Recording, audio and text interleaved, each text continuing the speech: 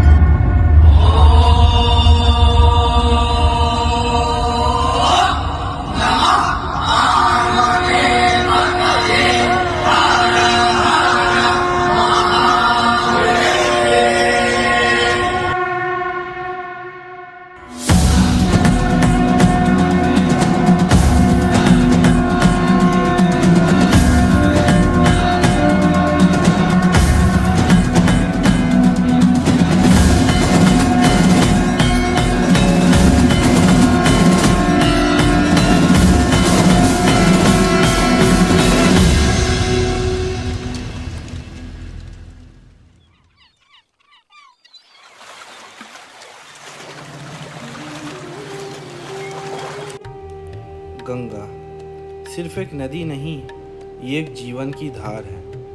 उत्तर से दक्षिण तक बहते हुए ये अपने साथ सिर्फ पानी नहीं, सदियों की आस्था, रिवाज और कहानियाँ लेकर चलती है।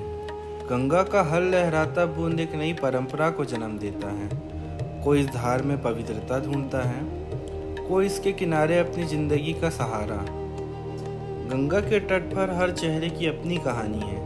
किसी के लिए मोक्ष का मार्ग, तो किसी के लिए रोजगार का सहारा, किसी के लिए तपस्या का केंद्र और किसी के लिए जीवन का अंतिम पड़ाव।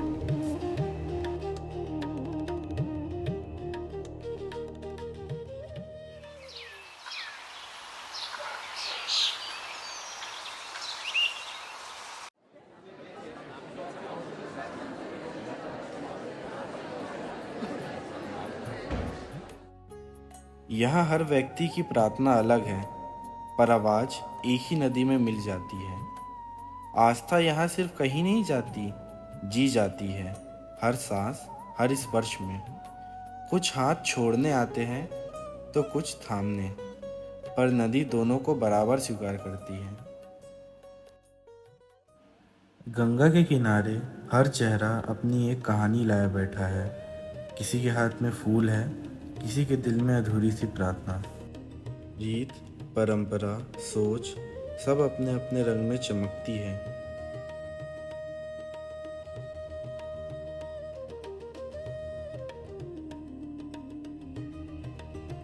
ये सारी परंपराएं इसी नदी में घुल जाती है।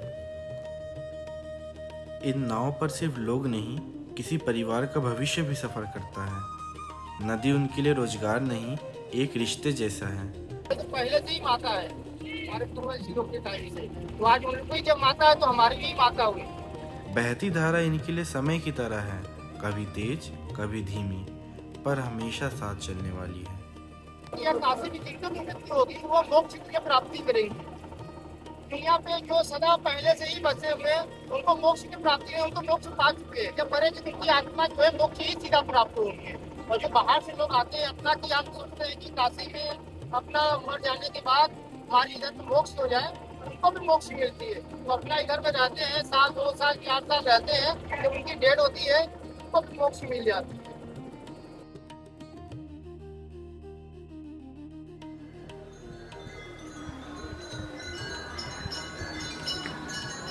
राख से लिपटे शरीर, गेरुआ वस्त्र और शांत आंखों में बहता एक अनकहा इतिहास। घर, परिवार, पहचान सब छोड़कर इन्होंने गंगा को ही आश्रय बना लिया है। सुबह की पहली आरती हो या रात की अंतिम मौन प्रार्थना, इनके लिए हर पल साधना है।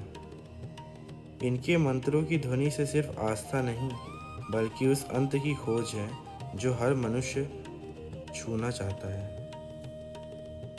आपस में कभी ऐसा काम मत करो जो तुमको अपने आत्मा से ही तुमको पुकारे और तुम्हारे आत्मा से ही तुम्हारा कबूल करे, आत्मा से ही तुम्हारा सब कुछ निकले कि हम गलत हैं कि सही हैं।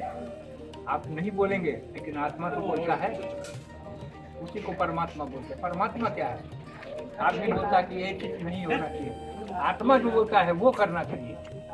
ये सबके लिए ईश्वर बनाया है, लेकिन ईश्वर को समझ के आप अगर उससे भी ज्यादा ऊपर उठने लगेंगे तो आप गिर जाएंगे, क्योंकि आप उसका उल्लंघन कर रहे हैं, उसका अहंकार को आप मिटा रहे हैं। तो वो अहंकार नहीं करता है, अहंकार आपको आया है। इसी को संसार का नियम बोलते हैं, संसार बोलते हैं।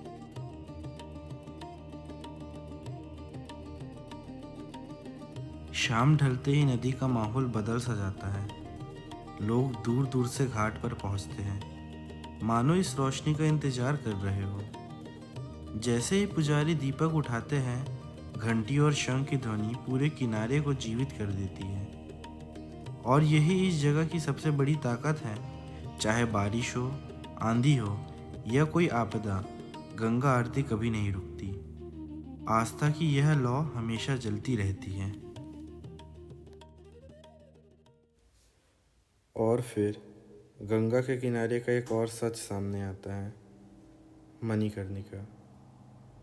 ये वो जगह है जहाँ जिंदगी और मौत एक ही सांस पे मिल जाते हैं, जहाँ कुछ लोग पहली बार गंगा को देखकर प्रार्थना कर रहे होते हैं, वहीं कुछ दूर किसी परिवार के कदम धीरे हो जाते हैं, आंखों में आंसू पर मन में एक ही विश्वास कि यहीं से मुक्ति का दरवाज़ा खुलता है।